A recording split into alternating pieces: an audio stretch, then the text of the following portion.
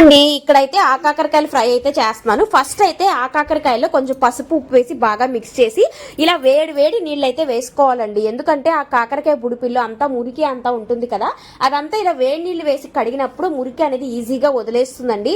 ఏమక్క ఇవేమైనా బట్టలా అంటారా? లేదండి, ఇలాగే క్లీన్ చేసుకోండి. ఎందుకంటే డస్ట్ బాగుంటుంది వాటి మీద ఆ బుడిపిల్లో పట్టేసి. వీటిని ఇలా పొడవుగా కట్ చేసుకోవచ్చు, లేకపోతే చక్రాల్లాగా కూడా కట్ చేసుకోవచ్చు. నేను అలా ఇలా రెండు మిక్స్ చేసేసి ఆయిల్లో పోపు వేసి కాకరకాయలు వేసుకోవడమే. ఈ కాకరకాయలు అనేది నార్మల్ కాకరకాయలతో పోల్చుకుంటే చాలా ఫాస్ట్ గా కుక్ అయిపోతాయండి. ఆయిల్ కూడా చాలా తక్కువలోనే మనం ఫ్రై చేసేసుకోవచ్చు. చేదు అనేది ఎక్కువ ఉండదు, కాకపోతే వాటిలో ఉన్నంత వాటర్ కంటెంట్ అయితే వీటిలో పెద్దగా ఉండదు. టేస్ట్ మాత్రం చాలా బాగుంటుంది. దొరికితే మాత్రం తెచ్చుకొని తినడం మాత్రం మర్చిపోద్దు. నేనైతే చేసేసి ఒక చిన్న ఫంక్షన్కి అయితే వెళ్ళొచ్చానండి.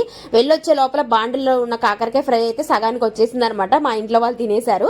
లాస్ట్లో ఉన్న చూపిస్తున్నా. అయితే నేను లాస్ట్లో పప్పుల పొడి అయితే వేసేసానండి. ఫ్రై మాత్రం చాలా బాగుంది అబ్బా. ట్రై